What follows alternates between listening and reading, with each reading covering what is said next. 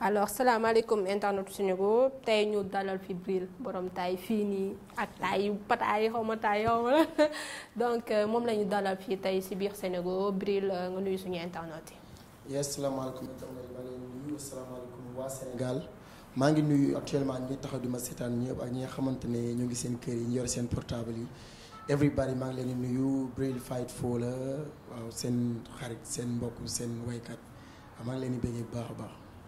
ok Bril depuis sama live bien vrai que sa carrière commencé na avant loolu mais si la Sénégalais yi gën a xam ci sa style musique ak yooyu noonu donc tey su ma la doon wax sa carrière tey foo toll lan nga may wax. mën naa ne maa ngi soog commencé sama carrière puisque maa ngi doon def sama carrière commencé naa bu yàgg mais bi ko nit ñi reconnaître bi ma nit ñi reconnaître en tant que Bril Fight For public bu mag bi xam ma yàggul noonu quoi donc mën naa ne ça fait même pas 2 ans. tu vois avant doon naa def ay son et tout ça mais lu ci bëri ay son wu rap la woon et tout mais doon na am way comme nii mais aussi public bu ndaw bi kese la yemoon public bu rap bi kese la yemoon. mais dama dem ba réussir trouver loo xamante ne ci sama musique trouver benn style boo xamante ne nekkul bokkul ak li ma doon def. tu vois jël suñu musique jël afrobeat jël afro trap boole ak suñuy instrument parce que lépp maa koy defar. je suis un instrumentiste après ma nekk beatmaker. donc lépp maa koy defar donc du coup ma trouvé benn style boo xamante ne voilà ça a pu dem fu sori laal ay nit yu bëri ba actuellement fépp ci àdduna bi maa ngi fay gis ay fans Bril Fight For et puis maa ngi koy sant yàlla jàpp ne maa ngi soog commencé te dese naa lu bëri li ma war a wane waat. d'accord rap nga boole ko ak musique. boole ko ak chanson way ñaar yëpp nga mëne. pourquoi loolu ngay choisir def ñaar yëpp. boo rabee ñu ne bravo boo wayee tamit les gens vont apprécier. lu tax loolu lan moo la attiré pour nga def je dirais que loolu yàlla moo ko def si man parce que xam nga tout le temps damay faral di wax ñu may àndal naan xale bu nekkee ndaw soo gisee li muy fooyee rek nga xam ne kii bu màggee lii la nar a nekk. man depuis tout petit sama foo yëpp ay tëgg la woon yore ay góor yi ko tëgg mel na kuy tëgg safar ak ay wayantu dama jël ay way yu Youssou Ndour ay wayu Mapenda Seck ak ay Omar Pène di ko wayal depuis ba nekkee xale. gis nga actuellement ñi nga xam ne xam nañ ma te ñoo ma yar ay grand yu ma yar suñu message nañ xam li ma wax dañ ma daan woo di ma jox ay xaalis sax na ma wayal bi parce que depuis bi ma nekkee xale dama neexoon baat donc may dem nag ba màgg fréquenter mbedd bi et tout commencé dugg ci musique après xam nga ak fréquentation yi ak école rap nekk musique bu ma neex ma bàyyi way yàgg yépp commencé ci rap bi donc ça veut dire am na benn talent bu nekkoon ci man boo xam moo jiitu sax rap bi tu vois ma nekk ci rap bi génne ay projet 2012 ma nekkoon ci benn groupe bu tudd Fight For loolu moo waral Bril Fight For parce que sama vrai tour Djibril Fall la. Djibril Fall. Diminutif bi nekk Bril parce que boo tuddee Djibril dañ lay faral di wax Bril wala Djibi. wala Djibson léegi comme que dafa am ay grand yu bëri Bril lañ ma yàgg woowee ma dugg ci musique bi def ko sama tour artiste muy Bril Fight For groupe ma nekkoon la 4 lañ woon ñëpp bàyyi mu des man kese loolu moo tax ñuy wax Bril Fight For dafa mel ne nga ne. nongo bu daara ji war nga ne bugg subu seen kumba. ok léegi Bril Fight For boobu moo continué 2012 mu génnee benn projet bi ñuy wax Rapéritif c'était une mixtape boo xam ne rap kese la amoon parce que soo nekkee ci rap bi da ngay ñëw wan leen ne am naa talent mun naa bind mun naa rap am naa skills et tout ça. mu ñëw wane ko ci côté rap bi gars yi yëpp accepté ko année boobu noonu ma nekk meilleure révélation du hip hop Galsen. 2014 ma génne benn projet tuddee ko Analysique. avec la participation de beaucoup de rappeurs yoo xamante ne ak jamono jooju noonu ñoo fi tegoon tànk muy Popo c'est the writer Buxu bu Sen Kumpa Gaston Bandi Mike ak ñu bëri. voilà mu nekk tam mixtape boo xamante ne relancé na ma ci côté rap parce que am na benn son bu tudd Dof Si Yow boo xamante ne moo tax ñu bëri gën ma xam. ok defoon ko ak Mami Patra muy doomaay Patra bi. ok virement bi est-ce que amoo ci woon problème. nga dem ci rap commencé ñi commencé la xam parce que rappeurs yi dañoo fier loolu laay wax chaque jour boo demee bàyyi seen rap bi dem si beneen style musique dañ lay clash fu ne moo bokkoo si ñun truc du genre est-ce que dund nga loolu yow jot nga dund loolu. waaw bien sûr chaque jour dama koy dund tout le temps mais je me dis que en fait man maay artiste bi donc nit ñi waruñu choisir pour man su ma demee ba nit ñi di def li nit ñi di choisir c'est parce que dama bàyyi sama liberté artistique nekkatuma artiste carrément. man je me dis tout le temps que artiste dafa war a libre artiste nekkul ci prison te man li may def nii yàlla daf ko def si man avant ñun ñu may xam dama ñëwoon rek pour rap mais ça veut pas dire que dama ñëwoon ne leen loolu laay def dama signé ak ñoom contrat boo xam ne dama ci bind ne loolu laay définitivement. du contrat du dara man ma du daf ma neexoon may def loolu tey mu neex may def leneen man am naa ci liberté. je suis un musicien boo xam ne dama demoon école de musique jàngi musique li may def yëpp maa koy composer sama bopp. donc li ma war a wane dafa bëri ci man ba nga xamante ne yemul foofu kese quoi fële ma wane ko tey am na ñoo xam ne yàlla daf leen may talent wu rap kese tu vois ñooñu rap kese lañ mën def. parce que yàlla loolu leen may. man yàlla daf ma may ma mën rap yàlla may ma mën way parce que way guma ba kenn li baaxul. waaw yàlla may ma mën defar ay beat parce que defaguma ko ba ñeen li baaxul. yàlla may ma mën def leen ak leen ak leen. donc loolu yàlla may ma koy wane dafa mel ni yàlla may la nga mën a dox may la nga mën a dox may la nga mën a daw may la nga mën a naaw nga ne non man damay dox kese. ok tu vois léegi boo defee leneen li ñu ne waroo ko def donc je me dis tout le temps que am naa liberté pour def ko. et puis dinaa ko def parce que man maay artiste bi.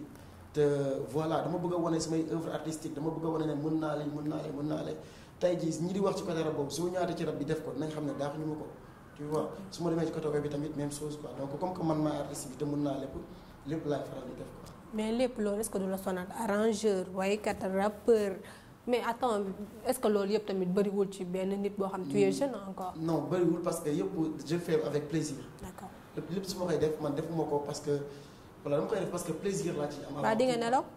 yooyu bokk na rarement laay nelaw. rarement laay nelaw mooy guddee tëdd d'habitude ay 4 heures du matin laa tëdd wala 5 heures du matin. parce que su ma nekkul samay projet sax maa ngi ci ay projet jàmbur. waaw parce que maa ngi gis ay artistes yu bëri yaa leen defal seen biti. ay publicité yu bëri yi daw si télé maa koy defar. d'accord maa ngi ci ay musique de film tu vois maa ngi ci ay affaires yu bëri quoi. bëri kon am nga xaalis. maa ngi sant yàlla rek. ok d'accord single yi donc nga ñëw reprendre chanson yu bëri. reprendre nga fi Sidiki Diabaté reprendre fi ay. Daju waa ak Wolof mi. ñi naan donc kii moom franchement reprendre rek lay def après nga ñëwaat indiwaat sa beneen ay indi sa chanson bopp ay trahison ay gangsta love yooyu noonu pourquoi nga jël artistes yooyu tamit di leen reprendre rek.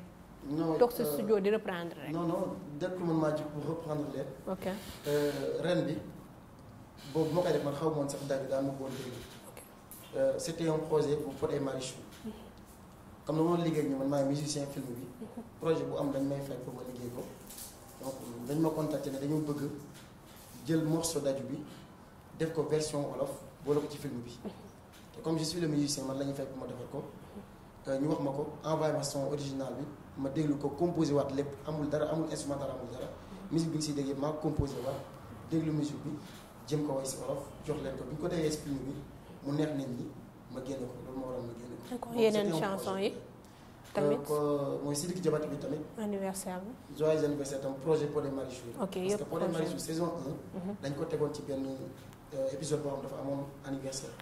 après comme que dafa war a daw Canal Plus je crois ñu war ko reprendre parce que dañu nekkoon def version française bi. donc loolu tamit projet Pod et Marichou la ñoom ñoo ko defaloo fay Morod bi moo ko defaloo donc contrat la liggéey la mais daf samay liggéey ñu wax ma ko ma def ko. wolof mi bu John Legend maa ko sentir def ko dama kaa dégg mu neex ma def ko. d'accord Bril bu ma la doon wax nit bu bëggee xam amour peut-être mën na déglu sa chanson. parce que tu as chanté amour gangster amour trahison amour. bëggante am. forme amour yëpp way nga ko. quoi ça. parce que l'amour c'est la vie même chrétiens yi dañuy faral di wax naan Dieu est amour adduna mënoo fi wax dara sans amour yow muy yow di man et tout suñu projet yi def yëpp après fan la ñuy mujjee dañuy dem suñu kër am jabar am ay doom et tout ça c'est l'amour quoi. boo bëggee sax defar société foog nga defar kër yi ba pare quoi te kër yi pour nga defar ko foog nga wax ci amour. mais am na yeneen thèmes yu fi nekk aussi. waaw am na yeneen thèmes mais tout le monde ne peut pas parler de lépp am na ñeneen ñu bëri ñu si wax xam nga tey affaire bi mouvement la. l'art benn mouvement bu nga ndale ku ci nekk daa am ci li muy wax dafa am artistes yi wax ci lii am artistes yi wax ci lii bu noo ñëw rek ne li ci lépp laay wax tu vois donc liberté boobu ma am di wax ñeen ñi di am ci wax ci leen ñu bàyyi leen man je demande sama liberté nekk si lii laay wax. tey te nekkul sax si loolu kese laay wax. parce que sama boobu am na tamit bëri je parle des étudiants maa ngi wax ci soldats yi maa ngi wax ci ñi nga xamante ne dañuy am ay naqaat ñi nga xamuñu ko ay thèmes yu bëri yu ma développé. maa ngi wax ci temps maa ngi wax ci affaire yu bëri yoo xam bu génnee album bu génnee. gars yi nañ ko gis je parle pas seulement d'amour mais aussi pour que ma mën a jël. xam nga tey musique bi ñuy def soo gisee dama gis ne dama yàgg a toog di jàng musique parce que man avant tout dama am esprit scientifique.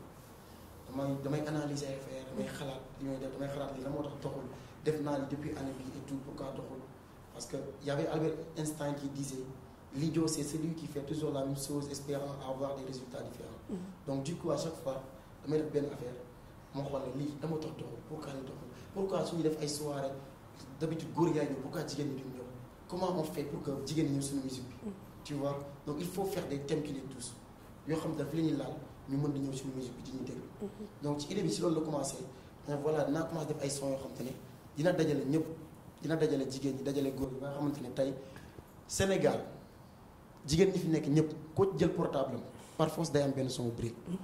ok voilà et puis je l'ai réussi. Ouais, c'est vrai donc dernier single bi moom nga génnee taay fii nii. taay fii nii ak jeeg nga bu diis. xas ñu pataay ñu non xas xaj ñu leen leen dañ xas leen doon non yow moom xas nga leen moom. Birahim tagg na leen mais toi.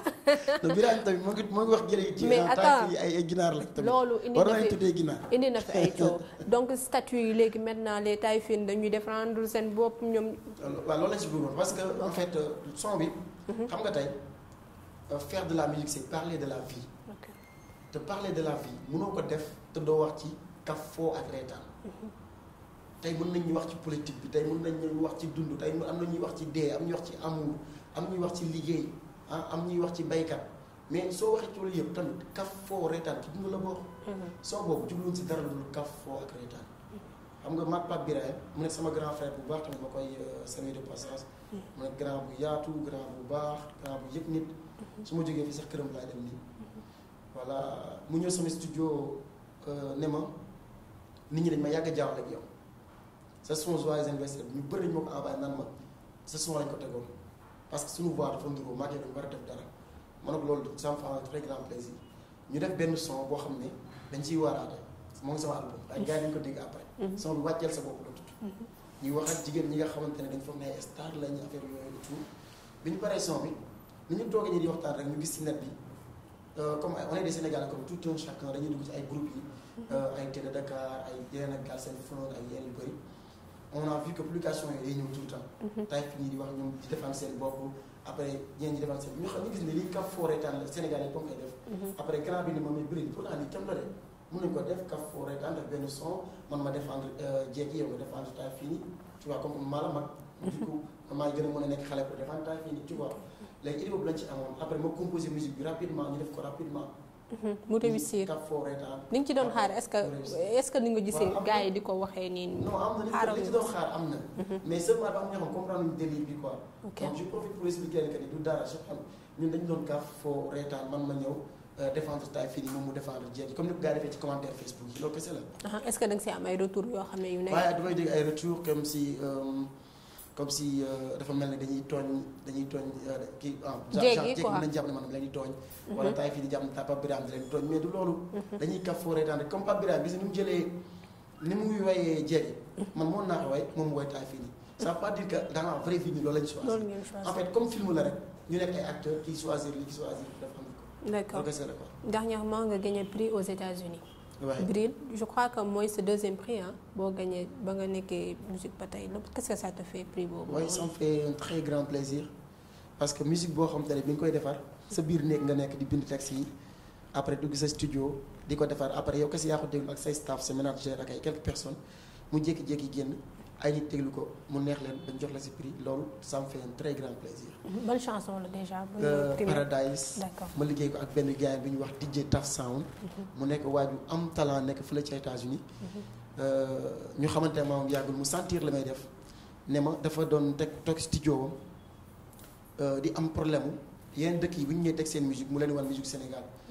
mais par là bi ma génnee ay Gangsta Love ak sama life ak ay trahison da doon am fierté wu di wan gars yi musique bi ñuy def au Sénégal. parce que da koy teg même bu fekkee ay Nigériens la wala ay Ghanéens même bu ñu dégg suñu làkk sax suñu déggee li may wax dañu naan mais son yi dafa nice. ba dañu ñëw studio sax di ko laaj.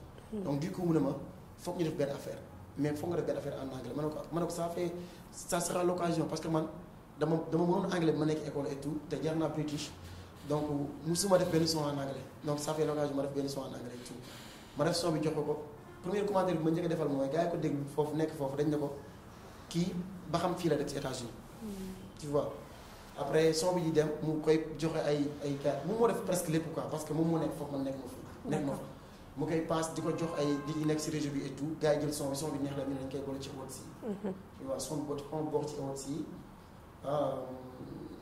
Pape Taf Sound dugal ko samay fans voté moom tam ñu nga xam voté mu nekk benn prix boo xamante ne du sax man maa ko moom quoi mais man Pape Taf Sound laa koy jox. parce que presque moo def lépp quoi. D'accord. Voilà.